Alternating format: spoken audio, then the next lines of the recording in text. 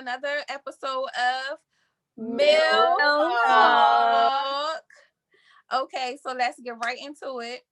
Being as though we all started our relationships with our significant others at a young age, do y'all feel like it's going to be hard to sustain a healthy and long-lasting relationship?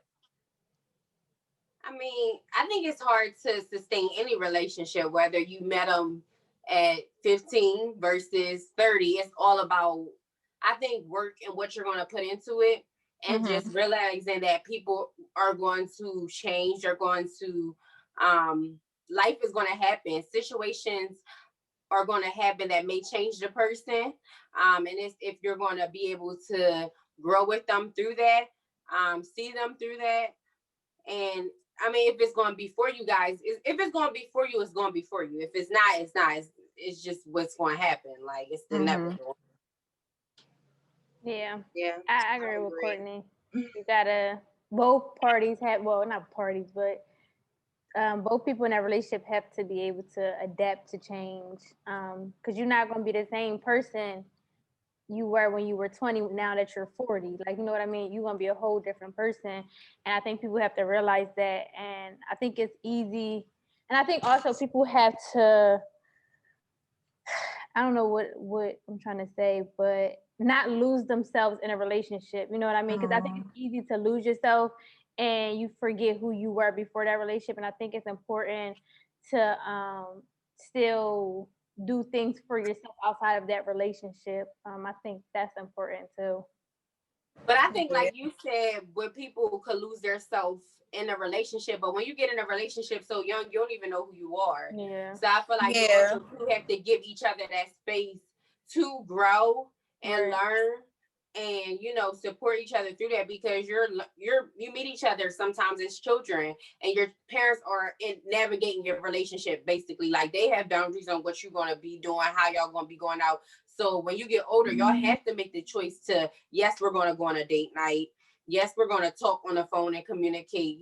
Like, it's a difference when somebody telling you, oh, well, you got till 10 to talk, but then when you have all the time in the world. Like, when you're young, you don't really know what's right and what's wrong, how you should navigate everything in your relationship. When I started my relationship with my now husband when I was 22. So, I mean, I partied, I went out and everything. Like, now I'm 30. So it's like, I did all of the partying and everything, but to say that I had experience in being in a relationship, like a steady relationship, I can't really say, because the ones that I technically had, I was young, and we, like you said, our parents was controlling that. So I was very involved in school. So it was like certain days or certain times I wouldn't be able to talk on the phone. It does make a difference. Age makes a difference, but you do have to be willing to compromise and grow, and be willing to learn each other, and be willing to accept the fact that people change within 5 years. And and then, like, with being a mother, that also changes everything too, because now it's not just you and him, it's you, him, and a child. So I thought you were done talking. I didn't mean to cut you off. Go ahead, you can finish. I'm done. I wanted to clarify, what age are we referring to when we say young? Are we talking about teenagers, or are we talking about our 20s? Teen 20s. Yeah, because I feel like 20, 21, and 22, you're still young. Yeah. Especially if you've been, like, in college, you're literally just graduating around that age. So you were out and doing you, but you were still in school. Like, it was still kind of restrictions in that areas. I think also, a way to sustain a healthy relationship is to not get, like, comfortable in a relationship. You want to keep it spicy. Like, don't let it get dull. Keep it fun. Keep it alive. Like, date. I think dating, like, you can be in a relationship and still date. Like, I think that's like an essential in a relationship. Just things like that. Like, don't dry yourselves out, basically. Right.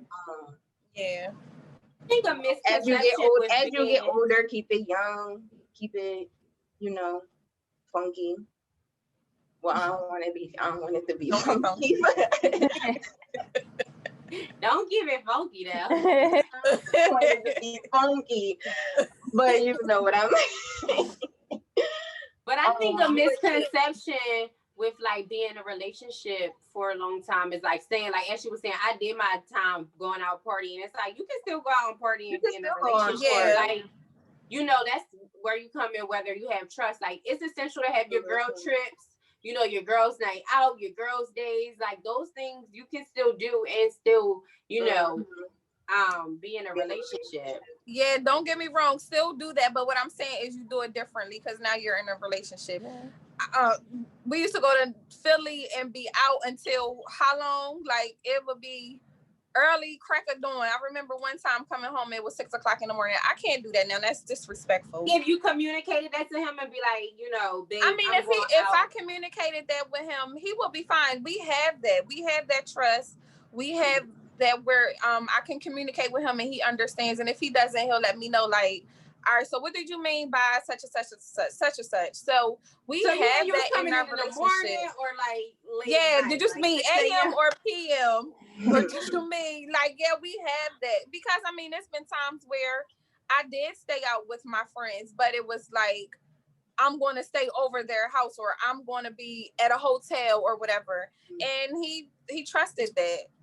It wasn't with a man, but it was with my girlfriends. And I mean, I have that respect for him and I know what I have. So I'm not going to jeopardize what we already have for something that's not, you know. Yeah, and trust is a major factor in a relationship. If you can't trust the person, you shouldn't be with them. I think exactly. It ain't even gonna work. Like it's y'all, not. That's the number one thing in a relationship. You gotta have trust and communication. Those two play hand in hand in a relationship. If you don't, I mean, communication is definitely hard. It is.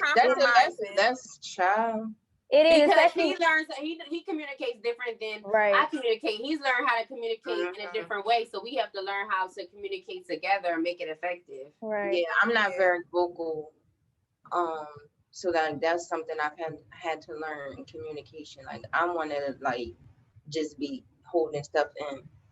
On the other hand, he's very vocal. So like when he want me to communicate, like I just like shut down, like, and he's just like yelling, like because I'm not talking. But I'm just like I literally like that's something like I have to learn, like how to communicate. Like that's a skill. Yeah, that everybody don't have. Right, in relationship it takes sacrifice. It's crazy because that's how it was in the beginning of our relationship. I don't know. When I was younger, my mom used to always be like, I need you to talk to me. Tell me what's going on. So I've learned to express my feelings in a certain way at a young age.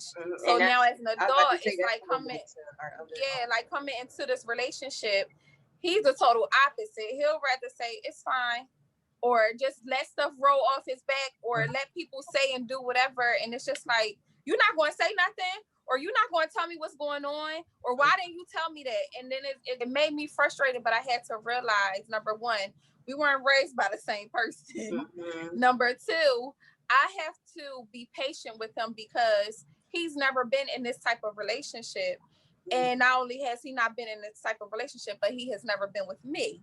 So it's like I have to be patient, and I have to period. I'm sorry. I have to be patient, and I also have to learn how he communicates. Like I have to learn when he is upset, and the way that he's like his whole his demeanor changes. It's like, okay, now I know how to read how he is. Like if he's uncomfortable, I can go and ask him, you okay? Like you need me to do something, say something, like, you know, like I have to learn his language of communicating.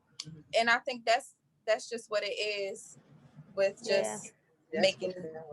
And like I know for me, my communication was horrible. Like soon at like Money said, I was shut down, and if I met you, don't talk to me, because soon as you say something, I'm gonna go to 1,000. I'm screaming, and we just going. It's not getting nowhere because we're not listening to each other. We just screaming, like, and then he's so calm and he just be sitting there like, and then that make me even more mad because like, why you not arguing with me? Like, you know I'm mad.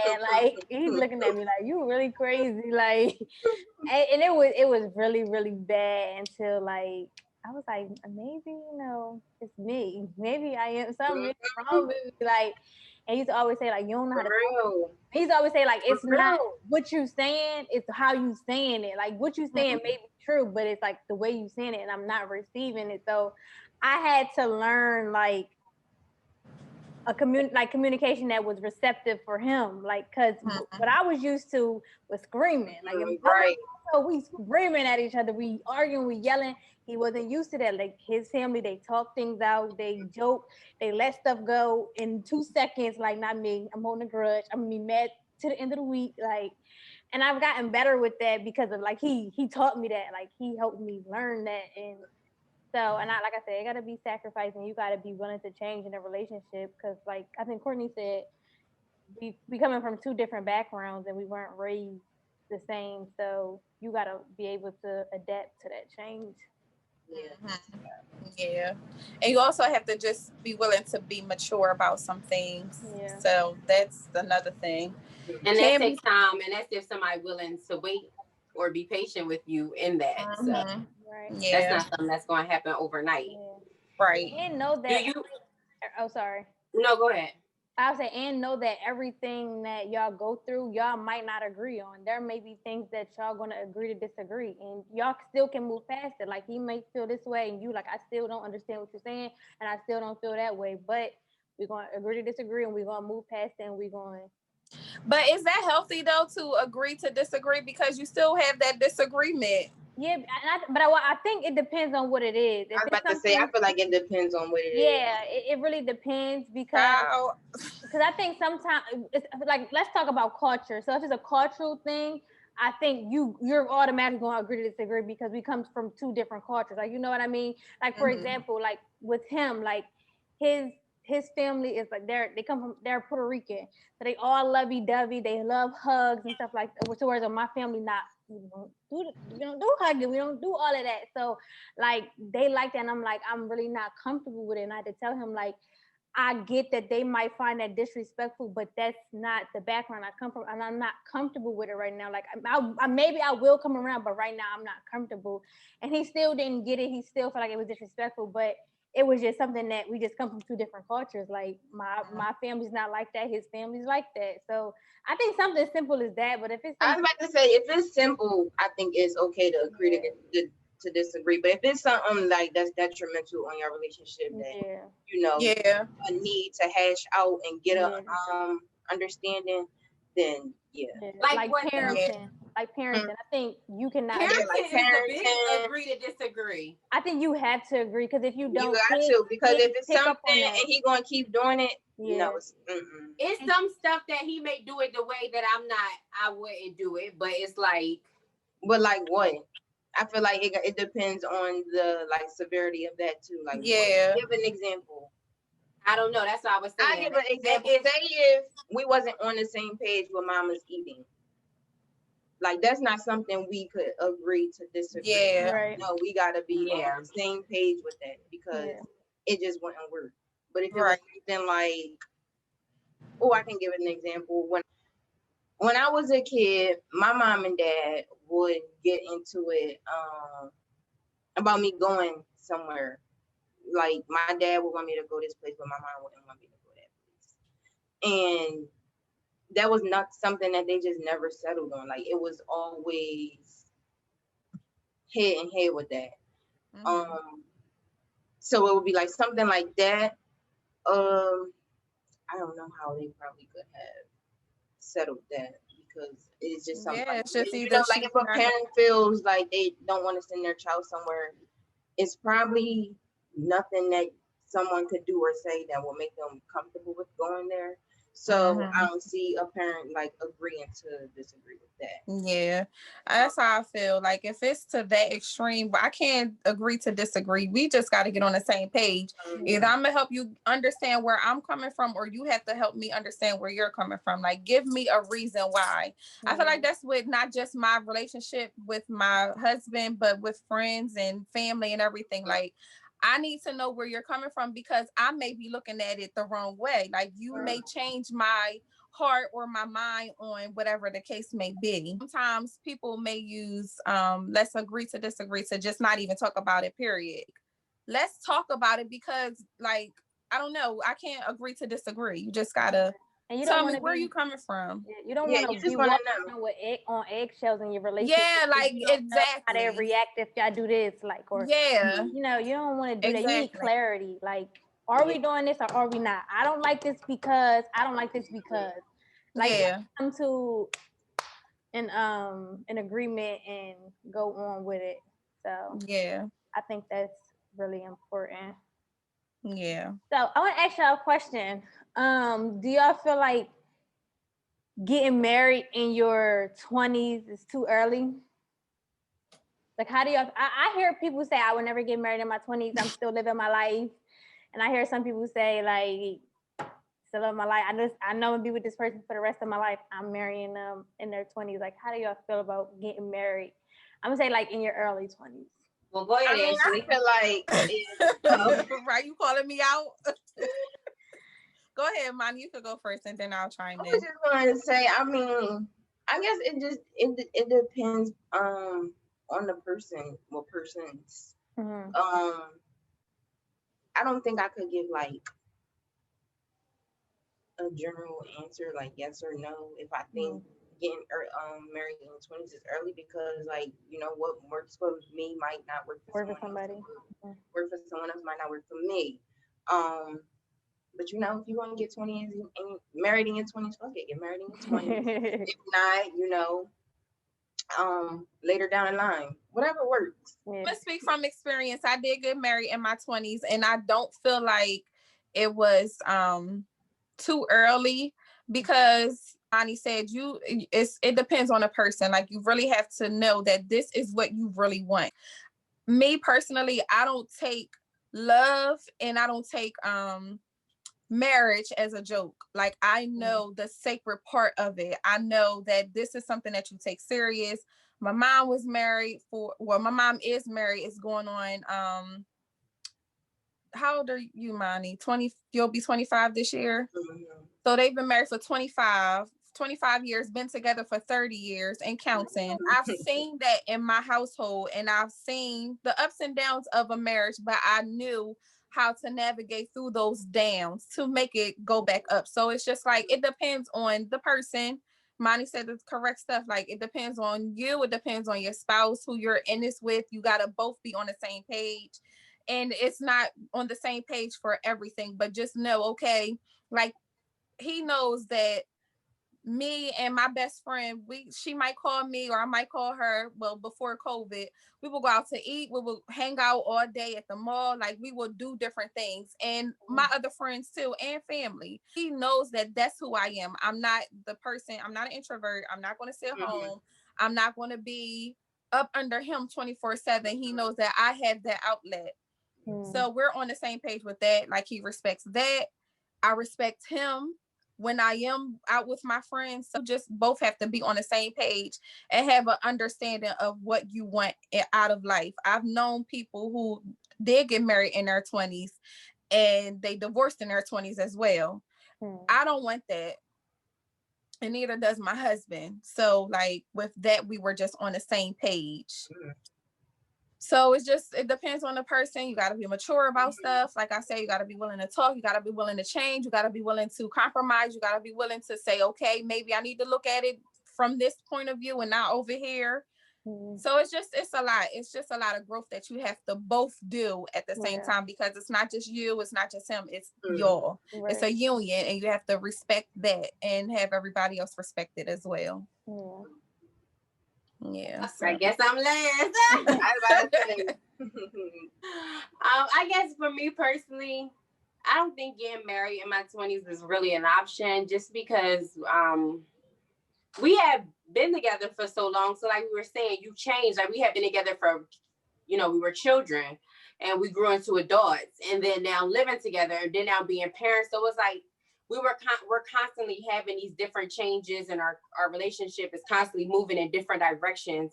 So I feel like we were definitely working to just get a more solid foundation.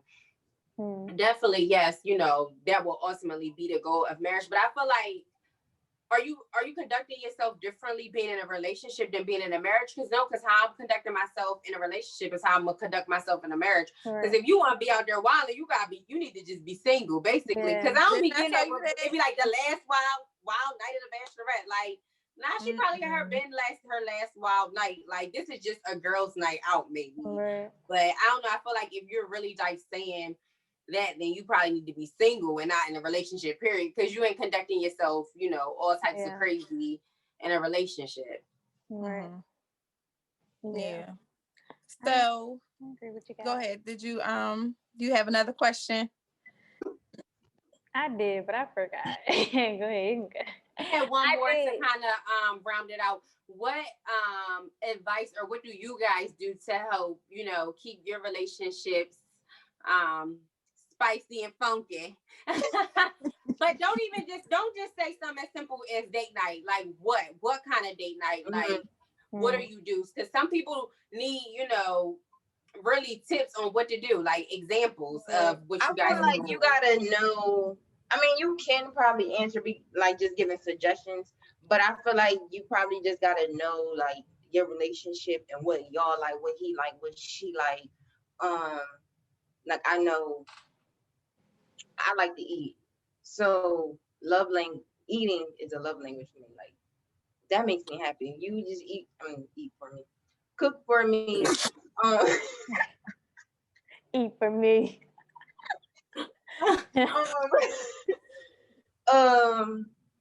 So like cooking, what else?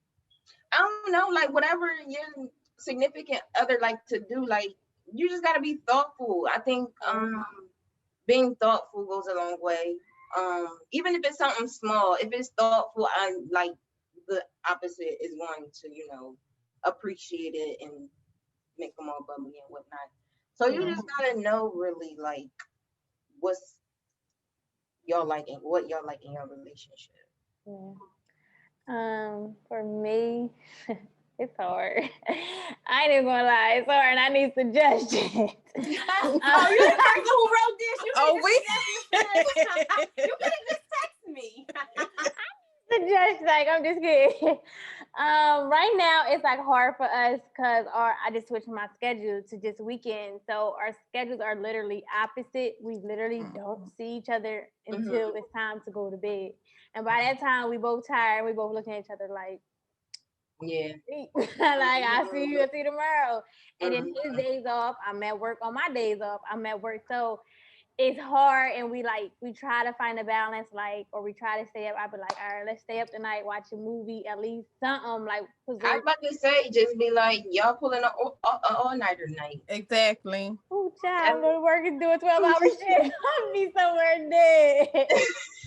Or killing somebody. Just one night, pull an all-nighter. Yeah. And have fun. Yeah, it'd be hard, but like I know, because I ain't trying to figure it out. But I mean, like sleep is definitely. Yeah. But before that, like, I would just what would we do? I mean, we would go out to different things. I mean, I did a lot of stuff that he liked to do. I had to come out of my comfort zone because I like being in the house. I'm not gonna lie, I like being in the house chilling. Like I'm not really like an outside person. I mean, I like to travel, but just being out all the time is just not me. And then, like I said before, like I had really bad anxiety separation, so I always want to be with Zori, and we can't do everything with Zori.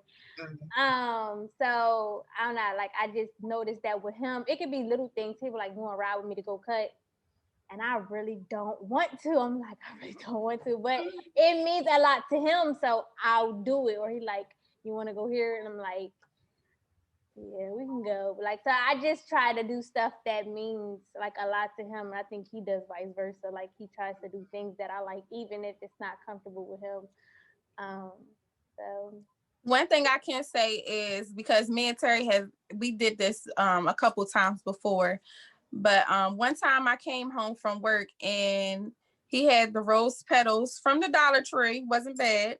Rose petals from the door to our dining room table. It was a candlelit dinner. He cooked. It was really nice. And it was like, yes, I was tired. Yes, I was beat, but it was just that being in that moment, I instantly got energy. Mhm. And it was just like, it was It's the rose petals for me. it's the Dollar Tree, and we still got them. I'm looking at them right now. But it's just like putting you in a place or a space where it's just like, I do feel like I'm at a 5-star restaurant. Like, the food was good. Of course, the company was good. Conversation good. The night was good. And Right. it was It just be like, the little stuff like that. exactly, like, you just gotta be thoughtful, and you have to Thoughtful. I'm use telling the you, it's the time. thoughtfulness. It's the Yeah, like, thoughtfulness. you just It gotta put really thought is. into it. And then I'm also very spontaneous. So, like, I'ma just, hey, let's go here. Like, I'm into picnics. I'm Mhm. into the, like I said, the turn it into the dining room into a restaurant. Like, Mhm. I'm into stuff like that. So it's just like, and then we do have movie night. We used to always go to the movies, but since having a child, that died down. And then with COVID, it's completely dead. It's done, sis. It's a dunny. And it's just like, if we have to, now that we have HBO and everything else here, it's just like, can I hey, you get want to buy a movie? No. Courtney, yeah. But it's like, let's watch a movie, let's pop some popcorn. Now we got the baby with us, so it's like extra special. So I just feel like with that, it's just like, if you want to stay in a house, just turn your house into something. It's your space. Mhm. So it's just the thought that counts. Like, that's always fun. And then, like, now Terry and I, we love to travel together. So of course I don't have to keep saying COVID, but COVID. like, things happened in the world, so it slowed it down. But at the same time, we are going to start that back up, because it's like, we had some great times on vacation. Like, and it might sound crazy, and it's just because of what we did, but Atlanta is our favorite place to go. Like, I can't go into detail, but it's our favorite place to go. Like, it's just the you have to make it into whatever you want it to be. You just have to make it into what you want it to be. Like, if you want to feel like you're on a beach, do that. Mhm. Like, even, never mind, I don't want to be too much, but I'm gonna say it anyway. Even just just running each other a bubble bath and just sitting there and talking with a glass No, of for wine or real. whatever, that is fun. Just conversate. Like, I just feel like that's what it is. You just have to be thoughtful and use Google and Pinterest and social media for your Hello, thoughts. somebody. Yes, I love it's Pinterest. not bad to do that. You can steal somebody's idea. They don't know what you're doing. Mhm. For real. I guess I could go back just from high school thinking about thoughtful things that Rob did. And I was like, dang, he young doing this. Like, he will always have my favorite drink from the vending machine and my Reese cups in my locker waiting for me in the morning. Like, every morning faithfully. Like, that would just be like, dang, like, that is very sweet. That's a why lot you're of cavity right. because of him. He always used to write me just little love letters, like, all the time when we was younger. He don't be writing like that no more. But and then now that we live together, he'll do things. When Buddy was small, he had a lot of doctor's appointments. So we used to have this whiteboard. So now he'll write like little messages on there, just something small. Or I might wake up and he'll have flowers there. Or like he'll leave something in my car for me, like my favorite drink or like Reese cups, because he knows I love those. It's the Reese cups. It's always, he knows it's the Reese cups for me. That's what I'm getting her. It only take 185 to get me through. Oh, she easy. I'm so easy. I guess think like little thoughtful things like that. You know, that kind of makes me happy. So yeah, the Reese cups. So anybody that have Reese cups, you know to hit her up. It really do be the small things though. Yeah. Yeah, it really do. Definitely. It really do. It just it's because of who it's from. Yeah. Yeah. All And right. some Because things let have him not fundamental let him eat values. without you. Don't you be mad if he go somewhere and eat. You be like, you ate without me? Girl, no. Me and Ashley always calling in. Y'all want something from the menu? But Always. they come home with this like. So y'all, we have a topic from one of our viewers, and we just want to let everybody know if you have any topics or you have MILF mail, we would like for you to DM us or send it to our email. So let's get into this topic. So they said, I would like to hear you all perspective on dealing with parents and addiction. Addiction can be drugs, alcohol, gambling, and lying. Like, how would you deal with that parent if you were in that situation? Or what advice would you give a family member or friend in that situation? Touching on the topic of some saying they cut off no matter the relationship. So they're referring to our first episode, and if you guys didn't catch that, you can on our YouTube channel at Milf Talk Podcast. So, question, guys: how would you deal with a parent who lies, gambles, who's addicted to alcohol, drugs, Any kind of addiction, any kind of addiction? Like, how would you deal with that person or that parent? the advice that I would give, like referring to back to what we said in the other our previous episode, if it's draining you, you gotta cut them off. Like, no matter what the relationship is, because you gotta put yourself first before anybody. So of course, you know, if it's your parent, it's gonna hurt, but you can't let your parent and their addiction, you know, wear you down and drain you out, because that's not going to serve you no good. You can only help us so much, and a person isn't going to, you know, change unless they want to change or accept help if they don't want to accept help. So it's on their time. It's not on your time. You know, you wanting them to overcome their addiction is up to them. It's not up to you. So my advice would just to be to cut them off. I guess I'm only gonna speak. I've never dealt with a parent with addiction because that's a different. To think of the love that I have for my mom and dad, I can't even imagine what somebody is going through with that. So my heart definitely goes out to you. And I do know some people that have dealt with it and are still dealing with it. And I just think it's been like a roller coaster for them. It's just an up and down thing. Because sometimes they do get clean and better. And then, you know, at a drop of a dime, they can go back because addiction is something you're going to battle with your whole life. But I think in order to deal with it, maybe set boundaries for yourself. Like, you know, don't. Or I was about to say that I probably would reword, not like cut them off, but again, not let them drain you of your energy. Like you said, set boundaries. Like, I can only help you but so much. That's a better way. Like, you have to want to help yourself more. Yeah, like I can't, you know, I can only do but so much, and I'm only going to do but so much because I'm not going to let you, you know, drain me of my energy.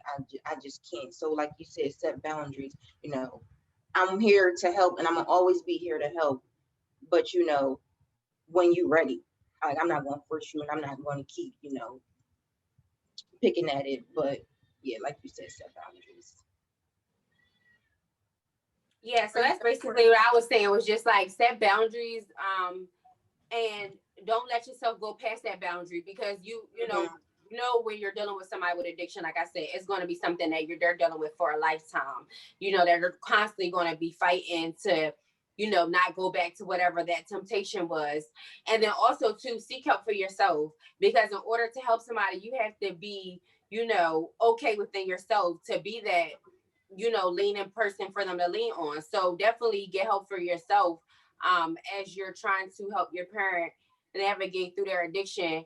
Look at resources for them, you know, people that they can talk to, but ultimately know, like T said, they have to want to do it themselves.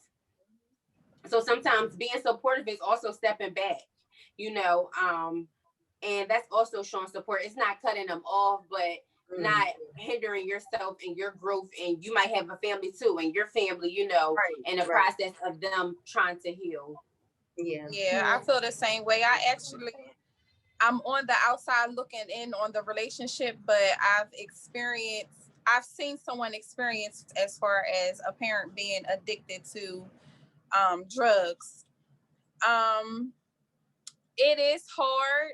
And like Courtney said, sometimes you do have to step back and just be quiet, but keep a close eye on them just to make sure that, okay, they're fine. Like they're not fine because they're addicted to something that's not healthy, but I don't know, you have to learn, you have to know your, like Courtney said, boundaries, and you have to know how far to take, how much help you can give them, if that makes sense. With what I've seen from experience, things could be going great. And then it's just like at a drop of a dime, they're back where they were a while ago, back on drugs, back in a crack house and everything else. And it is very draining. And not only is it draining, but it's a financial drain, it's a emotional drain. Like it takes over your mental, and it can hinder some type of relationship that you might be trying to build. With my parents, if it was them, I don't know, like I will try to seek help, but it will be hard for me to do that if they don't want it. So I mean, I think we're all basically saying the same thing. You have to want the help that we're given. I don't want you to drain me from my energy. I don't want you to drain my bank account. I don't want you to drain me, period, because I still want to love you when you do get yourself together. But I feel like with that takes a lot of prayer, a lot of patience, a lot of boundaries being set, a lot of love from a distance. Like I don't want necessarily. That's what I meant. And I guess that's probably a better word too. That when I said cut off, love from a distance, like like I'm still here, love I them. love you, and all of that, but from over here because that Yeah, like love them from a distance. It's just like you don't want to lose that person. You don't want to lose them to their addiction. Because gambling too, that's a lot. I've seen and gambling and lying goes hand in hand. But I don't know, you just don't want to lose that person, especially being your parent. But I do feel like you do have to step back and actually see, like, I don't know, maybe when you stepping back, take notes of the patterns, like see what triggers them to go back to wherever they're going, or see what will help them come out of it. I don't know, like I wouldn't say cut them off at all because that's your parent, but if it does become too much of a burden, I do think you should step back and let somebody who is more experienced in that area to help them out, because addiction is a hard thing to get out of, and sometimes people don't even know they're addicted. But the lying part, I don't know, like I just feel like if I feel like you just keep lying and it's to the point where now you're telling the truth, but you lie so many times and I just don't trust you, like I don't know, like I won't say cut them off, but I definitely can't.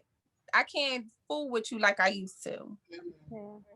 Well, I think for like when you're a kid, and I think when your parents are addicted to drugs, it's a different story because I've seen people grow up to hate their parents because it's like you put me through this. I grew up without you. I had to live with these family members, and they could be living with family members who's raping them, doing all types of stuff from them, and they're blaming their parents for this because their parents left them to be on drugs. So, like as a kid growing up with that, it's totally different, and I don't think most kids come out of that and are able to forgive their parents because of the things that they went through as a kid. And also as an adult, like I've seen people who have stolen from their family. And it's like that, like for me, would be like, you got to be cut off because you're taking from me and my family and how I provide for my family. So it's like, I got to cut you off. Like Ashley said, love you from a distance. Like I love you. I don't want to see anything happen to you, but you cannot come around me and my family anymore. Like I'm sorry. And it's not just saving you, it's saving your right. your family. Yeah. And addiction is a lot, and I think sometimes too, you don't want like your kids to see that. Like I know for me, like I wouldn't want my kid to be around somebody who's on drugs, who's sitting there nodding off and waking up or like just acting crazy. It's just, I don't know, like I grew up around that, and it's not something that I would want my kid to be around personally. But I feel like I'm a really caring person, and if it was my parents, I know for a fact like I would try to do everything in my power to make sure that they're okay and they're safe, like to the best of my ability, to as much as I can do. Now with the lying part, you got to go. I'm sorry, you gotta go. It's only so much a person can take when you lying. You continuously lying on because I can't do the lying thing. I went through it with someone with the lying thing. It just be the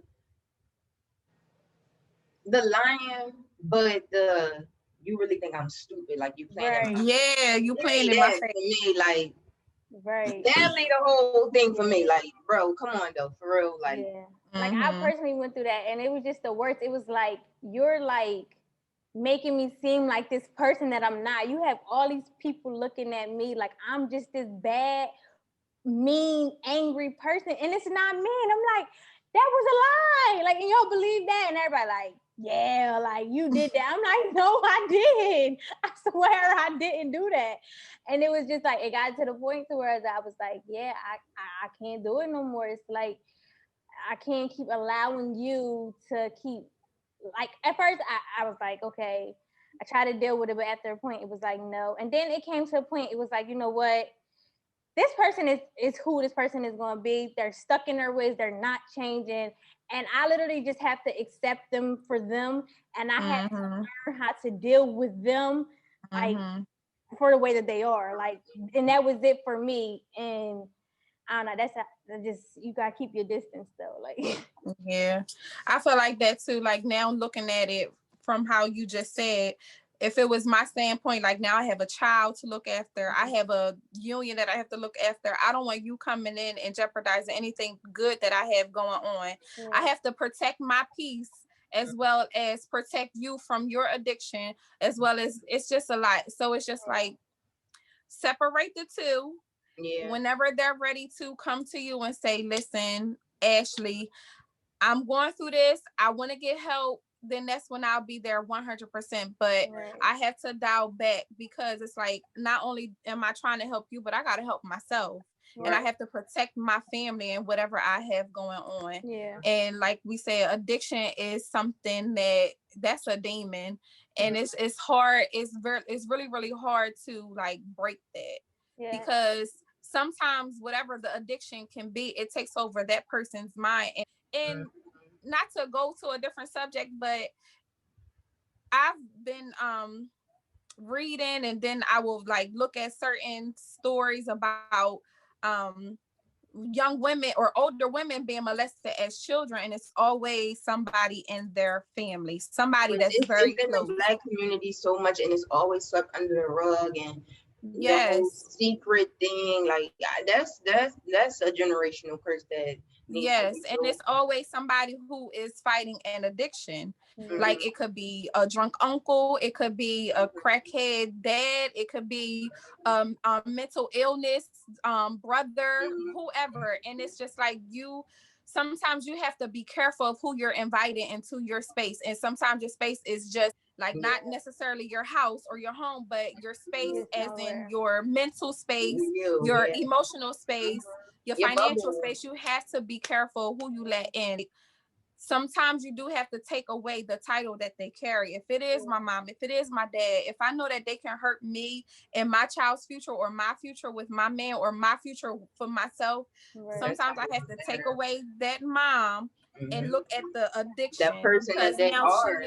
Exactly. She's holding that addiction has taken over her and or him. I don't know who the person is, but sometimes you just have to do that. And when they come to and realize some things, you just have to embrace that. Yeah. So like we said, love them from a distance, embrace them whenever it's needed, but protect your peace at the same time. All you can really do is pray. And it might be hurtful. Like, I know you might be riding down the street and you might see that family member on the street acting crazy, or you might see somebody posting them on social media, like, look at this junkie. And you like, oh, that's my uncle. Like, yo, like, that's crazy. That's my aunt. That's my mom. That's my dad. Like, and it hurt, but it's like, what can you do? What Like, can you you've do? done all you can do. Like, you cannot drain yourself trying to fix somebody that does That's not. all you gonna do. Like, it's no other outcome to that. Like, you're going to drain yourself. Right. Like, and I just no way around it. I just want to be clear to everybody. I think we said this in the beginning, but we all have never really experienced anything like this. We're just speaking hypothetically. If we were in this situation, we don't really know how people feel in this situation because we never. Well, let me say, I haven't experienced with my parents. I've experienced with somebody else's parents that is close to me. So not necessarily have I can't say I dealt with it firsthand, but it something that happened, it affected me, and I'm not that close to that person. So I have somewhat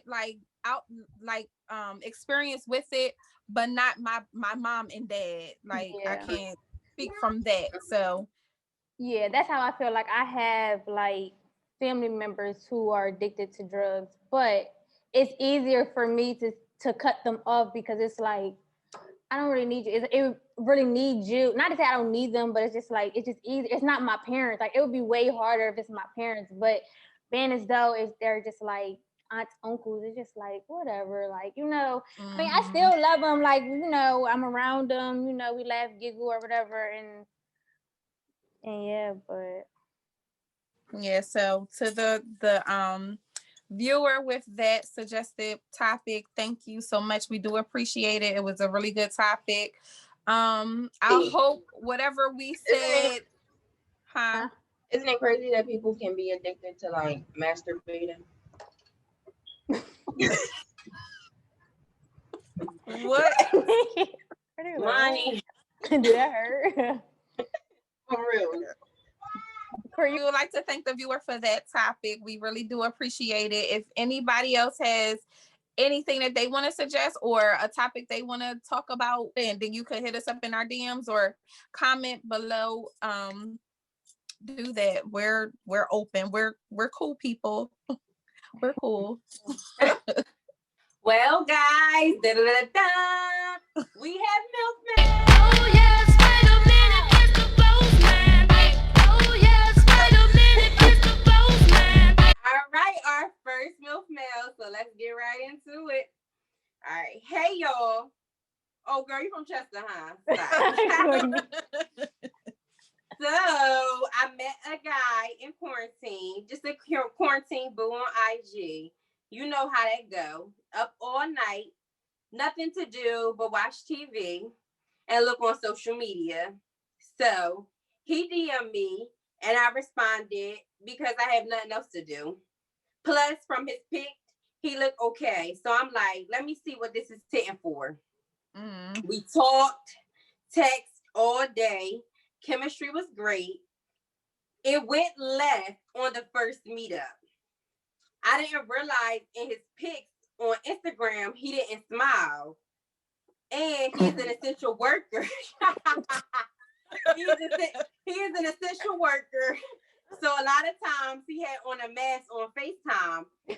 Or it was late and he was in a dark room, but I didn't think anything of it because I was in a dark too.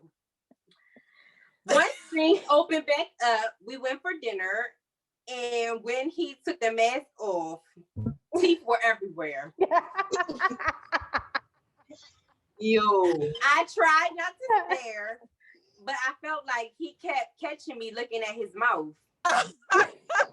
The chemistry started being off because I felt like he was uncomfortable. At the end of the night, he went in for a hug.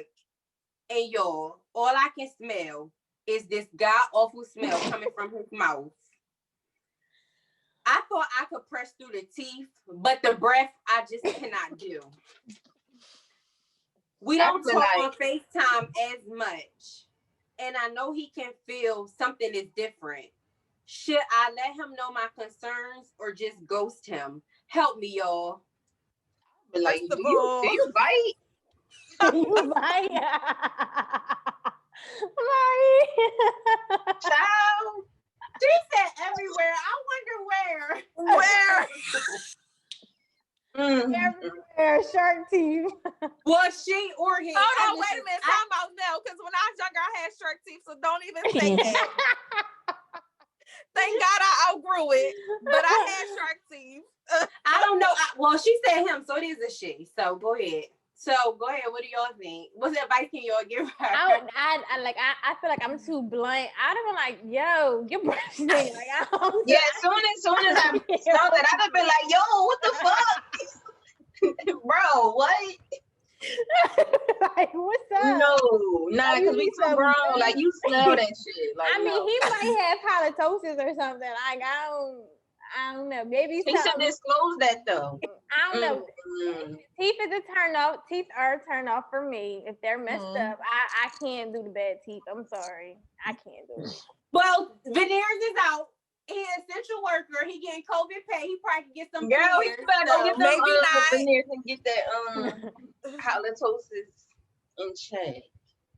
Sis, just go on another day. So y'all saying, are y'all telling her to ghost him or telling him what's wrong? Why is she not talking? I wouldn't ghost him. I don't know.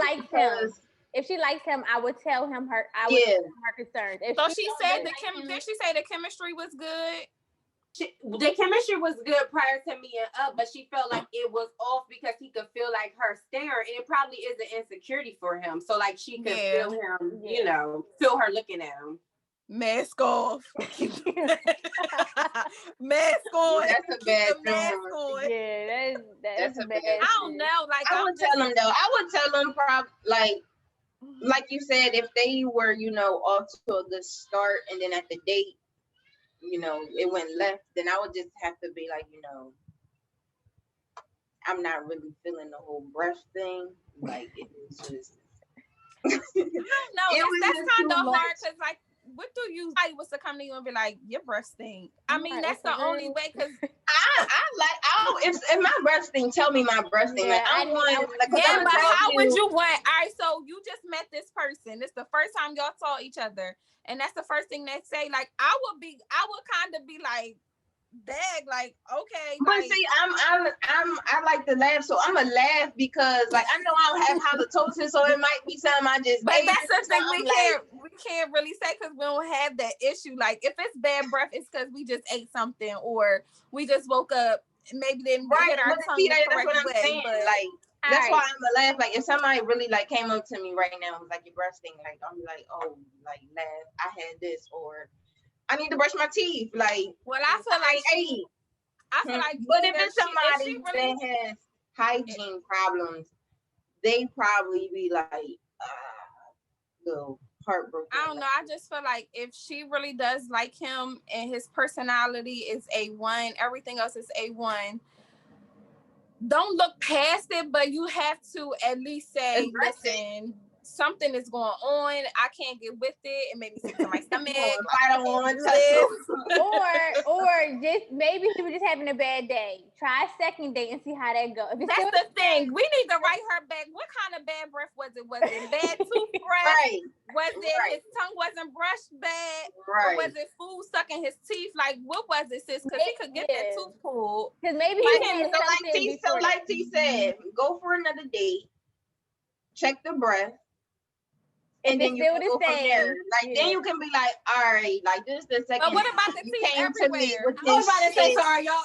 What about the teeth everywhere? He got 5 teeth. She just said everywhere. Everywhere. He probably, his teeth are probably just like, you know, the 5 teeth is like everywhere. He might maybe he might need braces and maybe he can't afford them. So if she can look past it, maybe. Because an essential worker don't mean that. Listen, too, essential worker could be somebody working at Giants, Target. So Yeah. She didn't specify that. We thinking scrubs. And it's okay if You could have been rocking the red shirt. Them places. But no, maybe go for another shot with another date and see if he come better with the breath. Yeah. And then if he shows up again with that shit, then and not only that, but the teeth, I feel like that's fixable. Y'all can always invest in braces. Yeah. Oh yeah, the teeth. You gotta be open because some people be like, I ain't getting my teeth fixed. Yeah. You gotta be open to getting them things fixed. Like I can see if you don't have the best set, but you gotta be open to be like, get down on one knee, be like, baby, you want to marry me? You gonna get your teeth fixed? You gonna get your teeth? Say no, that means no.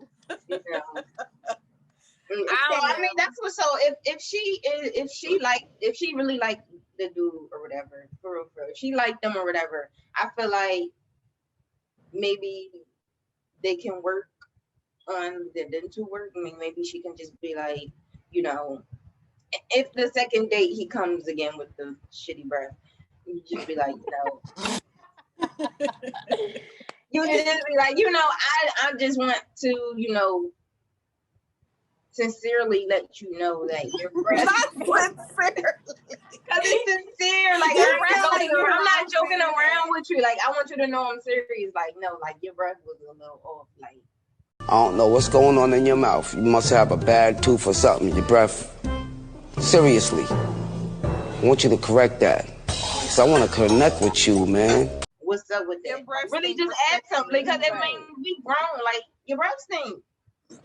So I would say if every time they go out, she's gonna sit there and stare at his teeth and be disgusted, then she needs to leave him alone. She need to leave him alone because you can't do that. It may probably making him feel uncomfortable, like y'all said. And that's like something that you can't just look by. Right. It might be insecurity for him. So especially if he left with his mouth open. Right. And he's not about to go get his teeth done for you right off the bat. Right. So if she gonna sit there and stare at his teeth and be disgusted the whole time, sis, leave him alone. Like, move on. It's other men out here. Like, leave him alone. That's my advice. Everybody breath don't stink. All right, y'all. Well, thanks for tuning in to this week of Milf Talk. Please like, subscribe our YouTube page, and send in some more Milf mail. See you next week.